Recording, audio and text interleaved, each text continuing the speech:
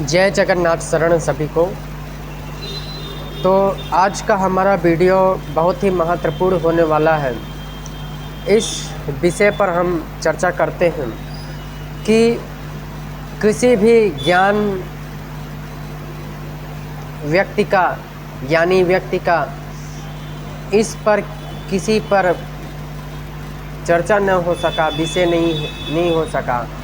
जैसा कि हम लोग जानते हैं, त्रेता युग, द्वापर युग, सतयुग और कलयुग, ये सब में जो पूजा पद्धति थी वह अलग थी। वह अलग अलग तरीके से पूजा होते थे, अलग अलग तरीके के नाम जप होते थे। त्रेता युग में प्रभु श्री राम का नाम का स्मरण जिसने किया वह सतगति उसकी हुई। द्वापर युग में जिसने कृष्ण के नाम का स्मरण किया उसकी सतगति हुई। इसी प्रकार कलयुग में भी कल की नाम जो जपेगा और अन्य ऐसे दिव्य मंत्र हैं, उस मंत्र को जिसने जपा उसकी सतगति होगी।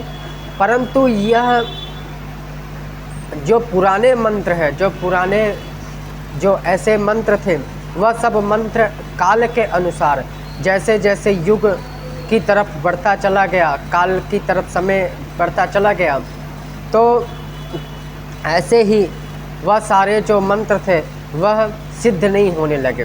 वह उनमें कुछ मंत्र को फेर बदल करके त्रुटि ला दी गई और कुछ मंत्र अपने आप ही असिद्ध होने लगे।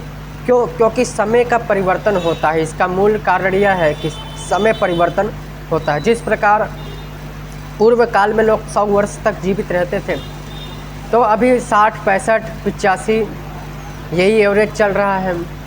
तो इसी समय में लोग चले जा रहे हैं। अब 100 साल तक कोई 1-2% व्यक्ति होगा जो अब जीवित रहेगा, नहीं तो सब 85, 90 तक ये सब चले जाएंगे। तो यही चीज़ है, इस चीज़ को समझना अति आवश्यक है। तो इसलिए आज का हमारा वीडियो इसी विषय पर रहेगा कि वास्तविक में है क्या। तो सत्य जहाँ तक हमने बहुत से लोगों से पूछा और हमने अपने गुरुजी से संपर्क किया, गुरुजी से प्रश्न भी पूछे, तो और बहुत सारे विद्वान लोग भी थे। वह सारे विद्वान लोगों का भी कहना था कि अभी जो युग चल रहा है यह पूजा पद्धति का नहीं है, यह पूजा पाठ का समय नहीं है, क्योंकि अब समय जा चुका है पूजा पाठ का। पूर्व में पूजा पाठ होता था तो वह सिद्ध होता था, उसका फल मिलता था, परंतु अब पूजा पाठ अब हर जगह हर कोई कर रहा है, उसका फल नहीं मिल रहा है, वह सिद्ध नहीं हो पा रहा है। ऐसा क्यों? क्योंकि इसका मूल कारण है समय परिवर्तन। समय परिवर्तित हो गया है। अब समय हम लोगों के पास ज़्यादा समय नहीं रह गया। 2027, 26, 27, 28 ये समझ लीजिए। 26 में जो लोग नहीं यकीन कर पा रहे हैं, 26 में उनको पूर्ण विश्वास हो जाएगा कि हाँ, कुछ तो होने वाला है, कुछ तो है इस प्रकृति में, जो इतना बड़ा विप्लवपूर्ण तांडव इस पूरे धरा पर देश में देखने को मिल रहा है। तो अभी बहुत सारे लोग नहीं यकीन कर पा रहे हैं, बहुत सारे लोग हंसी मजाक मान रहे हैं, परंतु जब प्रकृति जब समझाएगी तब उनके ऊपर समय भी नहीं रह जाएगा, उनके पास समय नहीं रह जाएगा। जैसे एक बिल्ली है, अगर बिल्ली में जब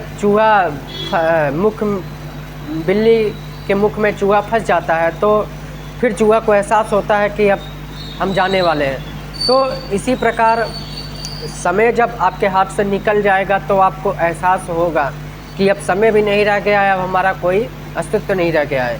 तो यही मेन मूल कारण हमारा वीडियो बनाने का कि पूजा जो पद्धति है वह बिल्कुल से समाप्त हो चुकी है।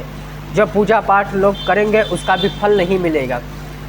और हाँ, कुछ ऐसे गुप्त रहस्य, गुप्त मंत्र है जो आज तक न वेद और शास्त्र पुराण में भी नहीं मिला है, पर लेकिन वह मंत्र हम बताना भी नहीं चाहते हैं, न किसी को बताया जाएगा, क्योंकि वह हमें अपने गुरु के इच्छा अनुसार गुरु से ही प्राप्त हुआ है और वह मंत्र बहुत से कम ही लोगों के पास है।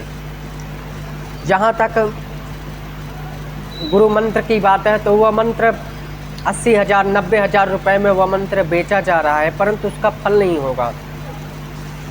तो कहीं से लीक हो गया था वह मंत्र, तो वह मंत्र 80,000, 90,000 रुपये में, 85,000 रुपये में वह मंत्र कुछ ऐसे लोग हैं जो गुप्त रहस्य को जान चुके हैं, वह मंत्र को बेच रहे हैं, परंतु उस मंत्र का फल तो नहीं मिलेगा।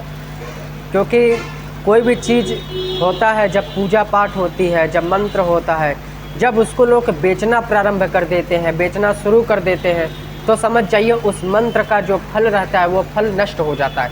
आजकल के समय में यही हो रहा है। जो कथावाचक है, जो बड़े बड़े विद्वान अपने आप को ज्ञानी समझते हैं, वो क्या कर रहे हैं, वो बेच रहे हैं वेद और शास्त्र पुराण को, अपने ज्ञान को बेच रहे हैं। तो जब समझ लीजिए वेद और शास्त्र पुराण ज्ञान को बेचना शुरू कर दिए हैं, तो इसमें फिर उनका तत्व खत्म हो जाएगा, उस तत्व को ख़त्म हो जाएगा। तो प्रकृति समझ जाएगी कि ये अब हमारे ज्ञान का दुरुपयोग हो रहा है, हमारे ज्ञान को लोग दुरुपयोग कर रहे हैं और बेच रहे हैं। कैसे बेच रहे हैं, एक कागज़ के टुकड़े पर बेच रहे हैं, तो इसलिए उसका अस्तित्व खत्म हो जाएगा। तो जाहिर सी बात है, मनुष्य ने अपने ही पैर पर सीधे सीधे कुल्हाड़ी मारी है।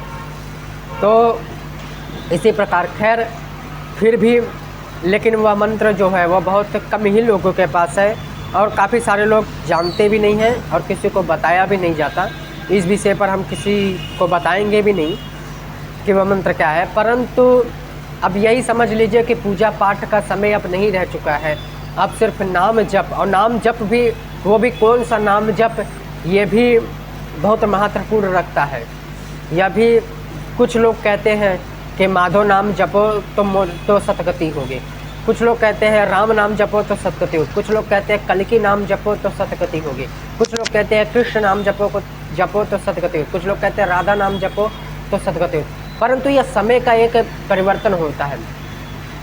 जब हमारे हाथ से अगर समय निकल जाता है तो हम कितना भी नाम ही क्यों न जप ले, लेकिन उसका फल नहीं मिलता। जिस प्रकार वृद्ध होने पर जब लोग भगवान को याद करते हैं, कि भगवान का नाम जप करते हैं, तो भगवान भी कहते हैं, भगवान के मन में भी ऐसा आता है कि जब तक तुम्हारे पास सब कुछ था तब तक तो हमें याद नहीं किया, परंतु अब वृद्ध होने के बाद अब हमारे पास आए हो तो इसलिए हम तुम्हें स्वीकार नहीं करेंगे। क्योंकि समय जब आपके पास था, जब आपके पास हर चीज़ करने की योग्यता थी, तब आपने उस योग्यता को प्रदर्शित नहीं किया, उसे जागृत नहीं किया। अब आपके पास योग्यता नहीं रह गई है, अब आपका साथ भी नहीं दे रहा है, तो आप अपने मतलब के लिए आप हमें याद कर रहे हैं।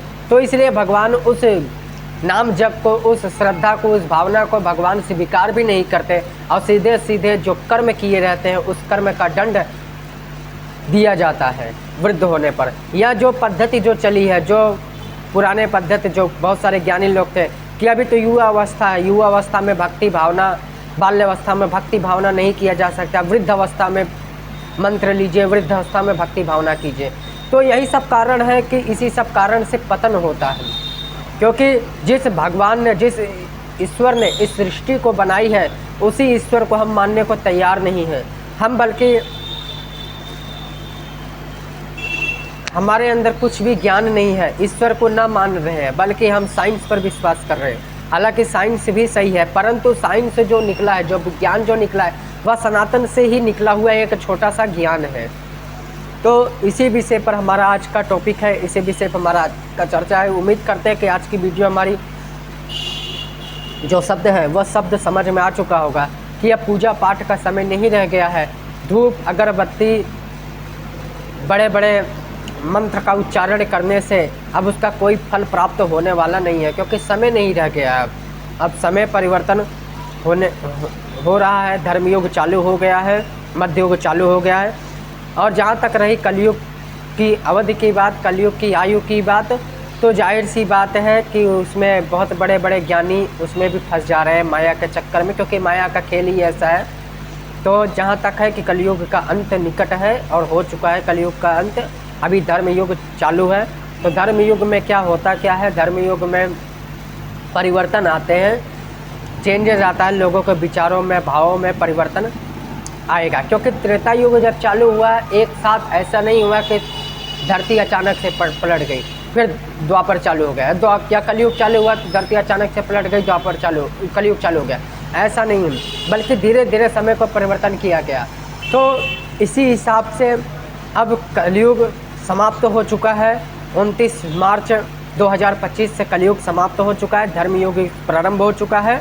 और तभी से ही बहुत सारी आत्माओं को जागृति अवस्था में लाने के लिए यह प्रक्रिया भी शुरू हो चुकी है। ईश्वर ने अपनी प्रक्रिया शुरू कर दी है। और जहाँ तक लगता है कि अब ज़्यादा समय नहीं रह गया है, जल्द से जल्द आप लोग भगवान के शरण में चले जाए। बाकी कुछ भी काम देने वाला आने वाले समय में कुछ भी काम देने वाला है नहीं, क्योंकि सब कुछ नष्ट होने वाला है। और यहाँ तक मोबाइल, कंप्यूटर आदि जो संचार के साधन है, जो विज्ञान के साधन है, जो फैक्ट्री है, यह सब भी अपने आप ही नष्ट हो जाने वाले हैं। जो अभी उपग्रह पर, ग्रह पर जो सैटेलाइट भेजे गए हैं वह भी जल्द से जल्द नष्ट होने वाले हैं, क्योंकि जल्द ही युद्ध प्रारंभ होने वाला है। परमाणु परीक्षण हो रहा है और अफ़गानिस्तान में आप लोगों ने देखा ही 2200 लोगों की रसातल चले गए भूकंप के कारण, और न जाने कितने यूक्रेन और रसिया में न जाने कितने लोग खत्म हो रहे हैं, अफ़गानिस्तान में कितने लोग खत्म हो रहे हैं, इजराइल में कितने लोग चले जा रहे हैं। तो इसी प्रकार जब तक अपने घर में आग नहीं पहुंचेगी तब तक आपको यकीन होने वाला नहीं है, पर लेकिन आपके पास समय तब नहीं रह जाएगा। तो इसलिए हमारे बातों को यकीन करिए और भगवान के शरण में जल्द से जल्द चले जाए। और एक भगवान कल्कि के शरण में ही जाना इस समय उपयोग रहेगा। और ना आपका धन काम देने वाला, ना बड़ी बड़ी बिल्डिंग काम देने वाले, क्योंकि मौत भी वहाँ खींच के ले जाती है जहाँ उसको मरना होता है। तो यह भी एक बात सत्य है और यह होना है, यह तय है, क्योंकि इंस्टीट्यूशन स्वप्नलोक के जरिए हम लोगों को प्राप्त होते हैं, मिलते हैं, और जो ईश्वर संकेत करते हैं वही हम अपने शब्द को प्रदर्शित करते हैं। उनके इच्छा अनुसार ही हम वीडियो बनाते हैं, हम अपने शब्द को, वक्तव्य को रखते हैं। और जहाँ तक रही बात तो किस सन में होगा, किस डेट को होना है, तो यह तो होना है जो मालिका में लिखा गया है वह सत्य होगा, और कोई भी इसे टाल नहीं सकता, कोई भी समय का परिवर्तन नहीं कर सकता। जय जगन्नाथ, जय श्री राम, जय कल्कि।